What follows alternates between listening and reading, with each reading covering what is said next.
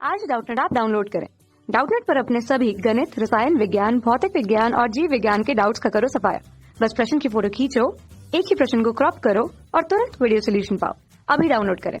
नमस्कार दोस्तों, हमारा प्रश्न है कि दोस्तों यहाँ पर हमें प्रश्न बोला गया कि निम्नलिखित पदों को शब्दों में वर्णन करो। ठीक है, यहाँ पर हमें 4 दिए गए हैं। एक है हमारे पास एसिटिलीन, ठीक है, एक है क्रॉस एल्डोल संघनन, एक है कैनिजारो अभिक्रिया और एक है वी कार्बोक्सिलिन। ठीक है, इन सभी को दोस्तों हमें शब्दों के आधार पर इसका वर्णन करना है। एक एक करके दोस्तों हम देखते हैं इन सभी को। ठीक है, तो सबसे पहले दोस्तों हमें यहाँ पर इन सभी का वर्णन यहाँ पर प्रश्न में पूछा गया है। एक एक करके हम देखते हैं।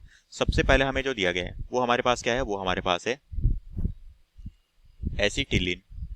ठीक है, एसिटिलीन ये हमें यहाँ पर दिया गया है। तो दोस्तों हम जानते हैं कि एसिटिलीन, सबसे पहले दोस्तों हम जानते हैं कि एसिटिलीन का सूत्र क्या होता है। ठीक है, ये जो हमारा एसिटिलीन है, ठीक है, इसका सूत्र होता है C2H2। ठीक है, ये क्या होता है दोस्तों, इसे हम जानते हैं एसिटिलीन के तौर पे। ठीक है, अब ये जो हमारा एसिटिलीन है दोस्तों, यही हमें यहाँ पर प्रश्न पूछा गया है। हम जानते हैं कि यहाँ पर एसिटिलीन में जो इसकी संरचना होती है, कार्बन कार्बन के बीच में क्या होता है, कार्बन कार्बन के बीच में ट्रिपल बॉन्ड पाया जाता है। ठीक है, इस कार्बन के साथ एक हाइड्रोजन, इस कार्बन के साथ हमारा एक हाइड्रोजन जुड़ा हुआ होता है। ठीक है, और यहाँ पर दोस्तों ये क्या है, ये एक तरह से हमारा जो है एल्काइन की संरचना होती है। ठीक है, क्या है, कार्बन कार्बन के बीच में क्या है, ट्रिपल बॉन्ड है, तो इसलिए ये क्या होता है, ये हमारा एल्काइन की संरचना होती है, क्योंकि कार्बन कार्बन के बीच में ट्रिपल बॉन्ड है।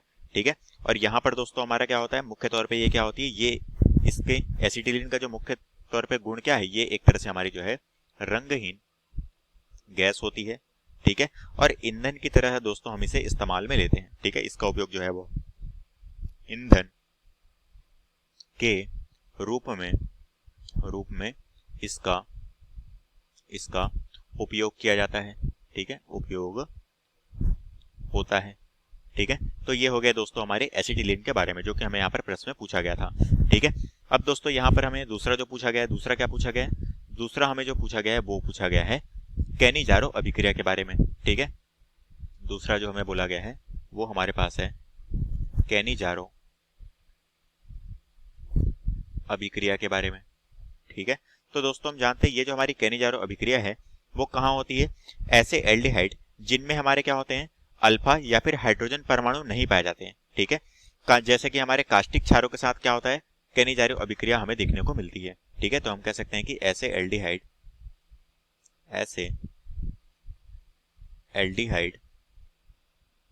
जिनमें अल्फा हाइड्रोजन परमाणु नहीं पाए जाते हैं, उनमें हमें क्या देखने को मिलता है, कैनिजारो रिएक्शन देखने को मिलता है। उदाहरण के तौर पे दोस्तों जैसा कि हमारा हो गया फॉर्मेल्डिहाइड का सूत्र क्या होता है, HC डबल बॉन्ड, यहाँ पर होता है हमारा ऑक्सीजन जुड़ा होता है इस कार्बन के साथ, और ये होता है हमारा H, ये हमारा क्या है, फॉर्मेल्डिहाइड है। ठीक है, तो हम दोस्तों यहाँ पर 2 मॉलिक्यूल ऑफ फॉर्मेल्डिहाइड हम यहाँ पर ले लेते हैं। ठीक है, ये हमारे पास है फॉर्मेल्डिहाइड। ठीक है, 2 मॉलिक्यूल हम फॉर्मेल्डिहाइड यहाँ पर लेते हैं। इसकी क्रिया दोस्तों हम किससे कराते हैं, सोडियम हाइड्रोक्साइड के साथ, NaOH के साथ।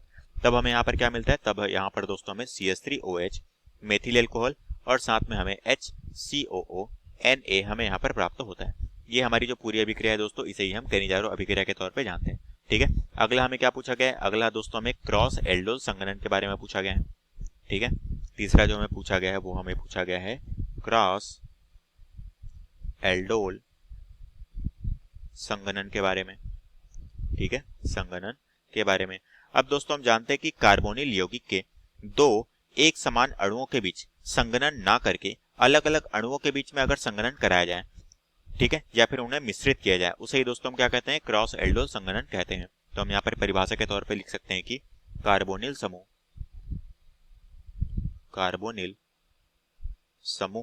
या फिर हम कहेंगे कार्बोनिल यौगिक। ठीक है, यहाँ पर कार्बोनिल यौगिक के 2 एक समान यौगिक या फिर अणुओं के बीच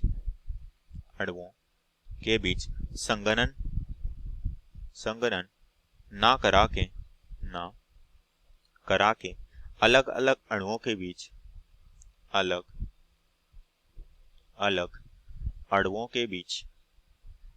अणुओं के बीच संघनन कराया जाए, संघनन कराया जाए तो उसे मिश्रित या फिर क्रॉस एल्डोल संघनन कहते हैं। ठीक है, तो उसे क्रॉस एल्डोल संघनन कहते हैं। ठीक है, अब दोस्तों यहाँ पर क्रॉस एल्डोल संघनन के लिए हम यहाँ पर एक समीकरण देख लेते हैं कि किस तरह से होता है। तो ये हमें दोस्तों फॉर्मेल्डिहाइड में देखने को मिलता है। ठीक है, तो ये हमारा जो फॉर्मेल्डिहाइड है इसका सूत्र होता है हमारा इस तरीके से। ठीक है, यहाँ पर डबल बॉन्ड के साथ ऑक्सीजन जुड़ा होगा। ठीक है, इसकी क्रिया दोस्तों हम एसिटाल्डिहाइड से कराते हैं। एसिटाल्डिहाइड में क्या होता है, यहाँ पर होता है एक हाइड्रोजन हमारा, ठीक है, इस CH2 के साथ जुड़ा होता है, क्योंकि यहाँ पर CH3 होता है तो इस हाइड्रोजन को मैंने अलग से यहाँ पर व्यवस्थित कर लिया है। यहाँ पर डबल बॉन्ड के साथ ऑक्सीजन जुड़ा होगा, एकल बंध के साथ हाइड्रोजन जुड़ा होगा। ठीक है, तो दोस्तों जब यहाँ पर इन दोनों की क्रिया होती है तब हमें यहाँ पर क्या मिलता है, तब दोस्तों यहाँ पर इस कार्बन के साथ हमें अल्कोहल समूह देखने को मिलता है। ठीक है, यहाँ पर हमारा हाइड्रोजन होते हैं, 2 हाइड्रोजन इस कार्बन के साथ जुड़े हुए होते हैं। यहाँ पर होता है हमारा CH2 और यहाँ पर हमें जो है CHO समूह हमें यहाँ पर प्राप्त होता है। ठीक है, इसे दोस्तों हम बी हाइड्रोक्सी, क्योंकि ये हमारा क्या है, ये हमारा अल्फा कार्बन है, ये हमारा बीटा कार्बन है, तो इसलिए इस उत्पाद को हम बी OH समूह है, तो ये हो जाएगा हमारा बी हाइड्रोक्सी। यहाँ पर कितने हैं, ये हो जाएगा हमारा प्रोपियोनेल्डिहाइड के तौर पे हम इसे जानते हैं। ठीक है, ये हो गई हमारी क्रॉस एल्डोल संघनन वाली क्रिया। अब हमें अंतिम जो पूछा गया है वो है वी कार्बोक्सिलिन के बारे में। ठीक है, चौथा जो हमें यहाँ पर पूछा गया है वो हमें पूछा गया है वी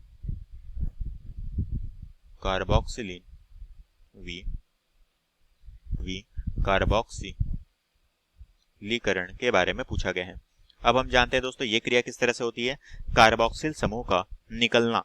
ठीक है, किसी भी समीकरण में दोस्तों या फिर किसी भी यौगिक से कार्बोक्सिल समूह को अगर हम वहां से बाहर निकाल दे तो वही प्रक्रिया हमारी वी कार्बोक्सिलीकरण की प्रक्रिया कहलाती है। तो हम सामान्य तौर पे कह सकते हैं कि कार्बोक्सिलिक समूह का निकलना वी कार्बोक्सिलीकरण कहलाता है। ठीक है, कहलाता है। उदाहरण के तौर पे दोस्तों हम कह सकते हैं, उदाहरण के तौर पे जब हम सोडा लाइम के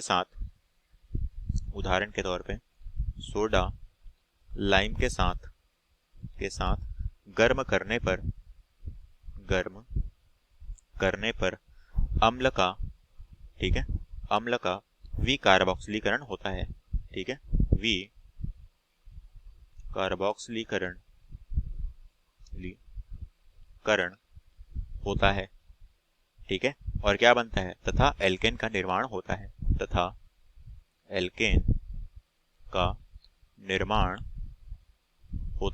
ठीक है, यही दोस्तों हमें प्रश्न में पूछा गया था जो कि हमारे प्रश्न का उत्तर है। कक्षा 6 से 12वीं से लेकर नीट, IIT, JEE वो एडवांस के लेवल तक 1 करोड़ से ज्यादा छात्रों का भरोसा।